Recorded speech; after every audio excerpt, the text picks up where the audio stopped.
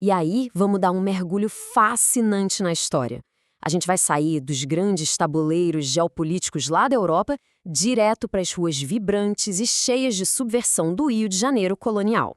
A grande questão da nossa análise de hoje é a seguinte: como é que uma cidade totalmente periférica acabou virando o coração de um império transcontinental inteiro? E mais importante do que isso, quem é que botou a mão na massa de verdade para construir essas bases? Olha que coisa interessante. Imagina a cena lá em 1736. O diplomata português Dom Luís da Cunha tem uma ideia que, na época, soava como um delírio completo, uma verdadeira loucura diplomática. Ele sugeriu simplesmente pegar toda a corte real em Lisboa e atravessar o oceano com ela para a colônia. Mas por trás dessa aparente loucura, ele tinha uma visão incrivelmente afiada. Era uma jogada estratégica inevitável, literalmente uma questão de sobrevivência e de consolidação para o Império Português.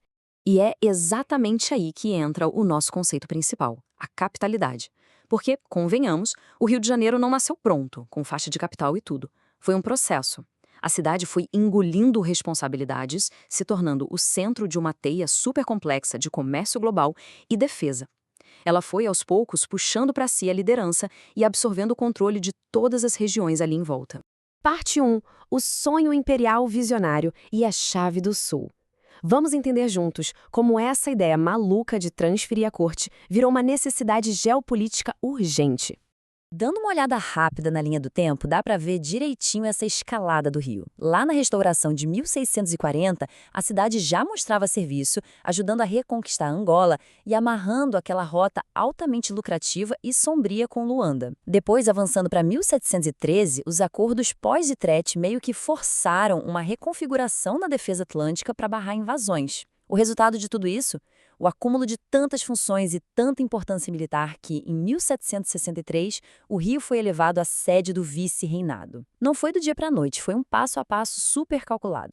Geograficamente falando, o Rio era o encaixe perfeito. Era o ponto exato que conectava as rotas complexas de contrabando e a prata que vinha de Buenos Aires, que integrava aquele mercado humano terrível que vinha de Luanda e, de quebra, ainda garantia a saída direta do ouro e dos diamantes que o pessoal estava descobrindo em Minas Gerais. Tudo isso super bem protegido numa baía que era uma verdadeira fortaleza natural contra os temidos corsários franceses.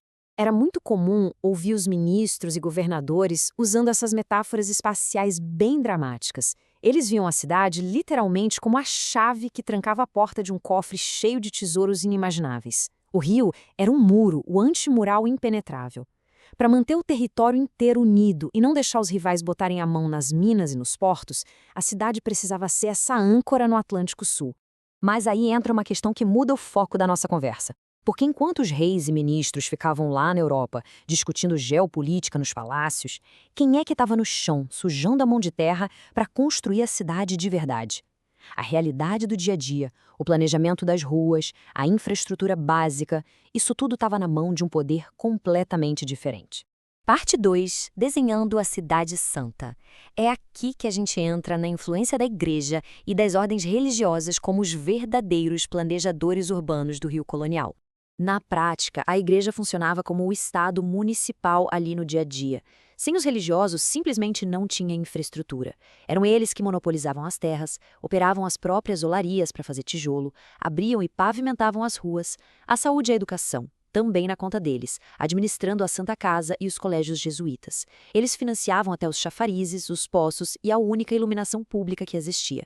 E o tempo da cidade também era deles. Os sinos das igrejas é que diziam que horas eram e anunciavam de tudo, desde nascimentos até incêndios e mortes. A vida girava em torno deles. E a forma como eles se espalharam pela cidade foi super estratégica, não teve nada de aleatório. Os jesuítas e beneditinos, por exemplo, pegaram as partes mais altas, os morros, ficando lá em cima, dominando a vista como grandes símbolos incontestáveis de poder no horizonte. Os carmelitas já preferiram garantir o posicionamento no plano, bem de frente para o porto, que era onde a riqueza circulava. Já os franciscanos se instalaram um pouco mais afastados daquele miolo inicial, criando polos importantíssimos para onde a cidade iria crescer depois. Era pura geopolítica urbana definindo o valor de cada pedaço de chão. Parte 3. Irmandades e controle social. Vamos ver como essa divisão toda acaba se infiltrando nas relações sociais da cidade através daquelas organizações que a gente chama de irmandades. A segregação ficava totalmente estampada na geografia e nas regras dessas organizações. As irmandades da elite, super antigas e prestigiadas, dominavam o centro da cidade, ajudando só quem era nobre ou comerciante rico, reforçando essa superioridade social branca. Do outro lado, num contraste brutal, a população negra, que era marginalizada e escravizada, acabava sendo empurrada lá para as bordas da cidade. É um reflexo perfeito e bem cruel da exclusão daquela estrutura escravista. A verdade é que as autoridades tinham um plano bem calculado por trás disso. Elas deixavam essas irmandades negras existirem, achando que com isso poderiam domesticar e controlar a população. A ilusão deles era forçar os africanos escravizados a aceitarem a obediência do catolicismo europeu, usando a religião como uma válvula de escape para evitar revoltas maiores, mantendo todo mundo sob o olhar vigilante da coroa. Mas é aí que a história dá uma guinada maravilhosa. Os grupos marginalizados foram geniais e viraram o jogo. Eles pegaram esse mecanismo de controle e transformaram numa máquina de sobrevivência e libertação. Ao invés de só sobremissão, as Irmandades Negras começaram a juntar dinheiro em caixas de assistência para comprar a carta de alforria de quem fazia parte. Eles davam assistência jurídica contra senhores abusivos, garantiam um enterro digno para o pessoal e ainda criavam espaços seguros para todo mundo poder socializar em paz, bem longe daquele olhar opressor dos feitores. Parte 4. Sincretismo e resistência. Agora a gente chega no clímax da nossa análise, que é quando as ruas do Rio Colonial literalmente explodem numa cultura totalmente nova.